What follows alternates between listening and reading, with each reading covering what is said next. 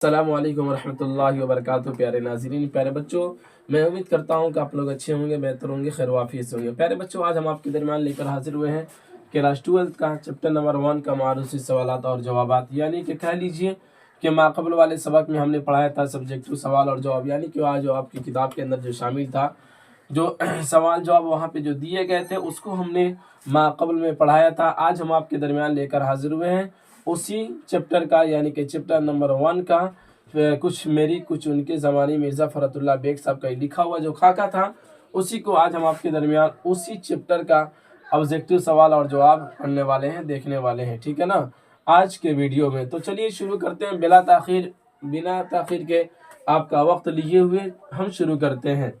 कहते हैं सबसे पहले नंबर सवाल है कि मिर्ज़ा फ़रतुल्लाह बेग ने क्या कहा।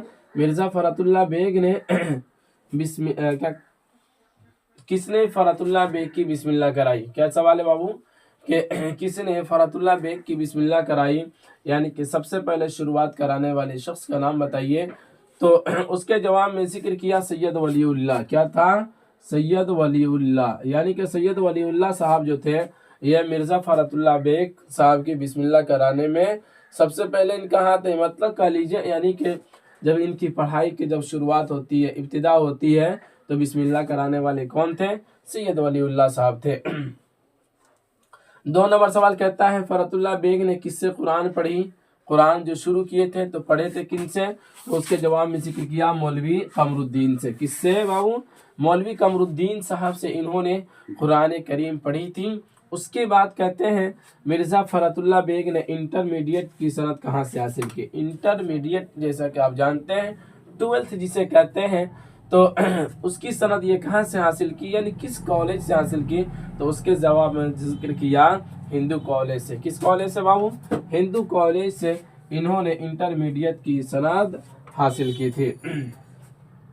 समझ में आ रही है बातें? आगे अगला सवाल ये है, 4 नंबर सवाल कहता है किस सन में मिर्ज़ा फ़रत ने इंटरमीडिएट पास किया। ऊपर में तो कहा कि कहाँ से ये सनद हासिल किए थे, मतलब कहाँ से पढ़े थे। उसके बाद कहा कि कब इंटरमीडिएट जो है ये पास क्या कहते हैं, किस सन में, यानी कि कह लीजिए कितने सन में इन्होंने इंटरमीडिएट पास किए थे। तो उसके जवाब में जिक्र किया 1903 ईस्वी। क्या कहते हैं?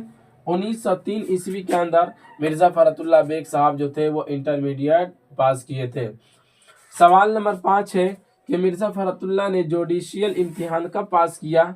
जुडिशियल इम्तिहान कब पास किया, जैसा कि आपने चैप्टर के अंदर पढ़ा भी कि जुडिशियल एग्ज़ाम के मुतालिक से, तो उसके जवाब में जिक्र करते हैं 1910 ईस्वी। कब ये पास किए थे? 1910 ईस्वी के अंदर जुडिशियल इम्तिहान पास किए। फिर उसके बाद इनकी अगली तालीम होती रही और इस तरीके से इनके शब रोज़ गुजरता गया। कहते हैं अगला सवाल ये कि मिर्ज़ा फ़रतुल्लाह हाई कोर्ट के इंस्पेक्टिंग अफसर कब बने, यानी कि हाई कोर्ट के अंदर जब इनको जॉब जो मिला था इंस्पेक्टर ऑफिसर का, तो वो कितने सन में मिला था। तो उसके जवाब में जिक्र किया 1939 ईस्वी के अंदर। कब ये गए थे इंस्पेक्टिंग अफसर, कब बने थे? 1939 ईस्वी के अंदर हाई कोर्ट के अंदर इनका क्या कहते हैं तकर्रुर होता है और फिर वहाँ पे कुछ दिनों तक ये अपनी ज़िंदगी गुजारे। फिर जो हुआ वो तो आपने पढ़ा ही, ठीक है ना। चलिए अब अगला सवाल देखते हैं। अगला सवाल ये है कि 7 नंबर कहते हैं कि मिर्ज़ा साहब की शादी कब हुई, यानी इनकी शादी के मुतालिक बयान करते हैं। इनकी शादी कब हुई थी? तो उसके जवाब में जिक्र किया 1908। क्या है बाबू? 1908 ईस्वी के अंदर मिर्ज़ा फ़रतुल्लाह बेग साहब की शादी होती है। अगला सवाल है कि मिर्ज़ा फ़रतुल्लाह बेग ने कितने निकाह किए, ठीक है ना, यानी कितनी शादियाँ की, ये भी आप बलफ़ ज़िक्र कर सकते हैं। तो उसके जवाब में जिक्र किया 2। कितनी शादी की थी? 2 शादी किए थे। 9 नंबर सवाल कहता है कि मिर्ज़ा फ़रतुल्लाह बेग का इंतकाल कब हुआ, यानी कि कब इस दुनिया से वो कूच कर गए, अल्लाह रब्बुल इज़्ज़त के दरबार में पहुँचे, कह लीजिए बलफ़्ज़ दिगर। तो उसके जवाब में जिक्र किया 1947 ईस्वी। कब? 1947 ईस्वी के अंदर मिर्ज़ा फ़रतुल्लाह बेग साहब का इंतकाल हो गया और ये इस तरह से इस दुनिया की आबो हवा को छोड़कर यौम आखिरत को, यानी दूसरी दुनिया में पहुंच गया, कह लीजिए। अगला सवाल कहता है कि नज़ीर अहमद की कहानी किसने तहरीर की। तो उसके जवाब में जिक्र किया फरहतुल्लाह बेग ने। किसने? फरहतुल्लाह बेग साहब ने। यानी कि फरहतुल्लाह बेग साहब ने नज़ीर अहमद की कहानी कुछ मेरी कुछ उनकी ज़बानी ये खाका जो है उसको पेश करने वाले कौन है? फरहतुल्लाह बेग साहब है। अगला सवाल है कि मिर्जा फरहतुल्लाह ने के जद्द अमजद मिर्जा अफजल, क्या है? मिर्जा अफजल बेग कहाँ से हिंदुस्तान आए थे? समझ रहे ना? यानी जद्द अमजद और क्या लीजिए इनके जो दादा परदादा जो थे वो कहाँ से इस हिंदुस्तान के अंदर आए थे? तो उसके जवाब में जिक्र किया बदख्शा। कहाँ से आए थे? बदख्शा से इस हिंदुस्तान के अंदर तरके वतन करके इनके आबाओ अजदाद आए थे। अगला सवाल है कि मिर्जा फरहतुल्लाह बेग की पैदाइश कहाँ हुई? तो उसके जवाब में जिक्र किया दिल्ली। कहाँ हुई थी इनकी पैदाइश? दिल्ली के अंदर इनकी पैदाइश हुई थी। अगला सवाल है कि मिर्जा फरहतुल्लाह बेग किस सन में पैदा हुए? तो उसके जवाब में जिक्र किया 1885 ईस्वी। कब पैदा हुए थे? 1885 ईस्वी के अंदर इनकी पैदाइश हुई थी। अगला सवाल है कि मिर्जा फरहतुल्लाह बेग के वालिद का क्या नाम था? यानी इनके वालिद साहब का नाम क्या था? तो उसके जवाब में जिक्र किया मिर्जा हशमतुल्लाह बेग। क्या था बाबू? इनके वालिद साहब का नाम जो था मिर्जा हशमतुल्लाह बेग था। अगला सवाल है कि मिर्जा फरहतुल्लाह बेग की वालिदा का क्या नाम था? वालिदा कहे तो इनकी माँ, यानी इनकी माँ का नाम क्या था? तो उसके जवाब में जिक्र किया मुशर्रफ जहां बेगम। क्या था? मुशर्रफ जहां बेगम इनकी वालिदा का नाम था, यानी इनकी माँ का नाम था।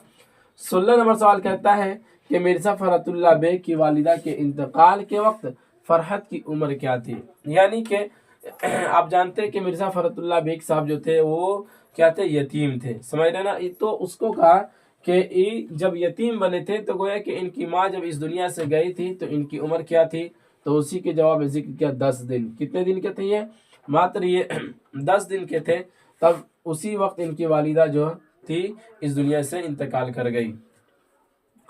अगला सवाल है कि मिर्जा के मज़ामीन फरहत कितने जिल्दों में शाये हुई?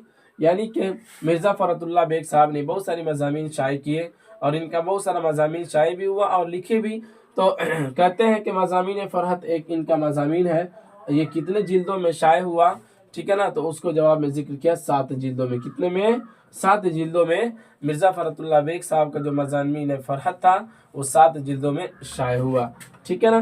तो चलिए अब आगे बढ़ते हैं। कहते हैं यहाँ तक जो रहा आपका मारूजी सवालात और उसके जवाबात रहा जिसको आपने पढ़ा, ये क्लास 12 का चैप्टर नंबर 1 है। ठीक है ना? तो उम्मीद करते हैं कि आज का ये सबक आपको समझ में आया होगा। अब इसका जो भी पीडीएफ होगा, इसका ऑब्जेक्टिव सब्जेक्टिव का पीडीएफ जो है वो टेलीग्राम पे अपलोड कर दिया जाएगा। वहां से आप पीडीएफ लेकर आप पढ़ सकते हैं। और किसी भी तरह की अगर आपको परेशानी होती है तो आप बेला झिझक कमेंट करके पूछ सकते हैं। इंशाल्लाह आपकी तमाम परेशानियों का हल निकाला जाएगा। तो चलिए अब इजाज़त दीजिए, रुखसत होते हैं, फिर मिलेंगे अगले वाले सबक में। इसी पर इख्तिताम करते हैं। खुदा हाफिज़।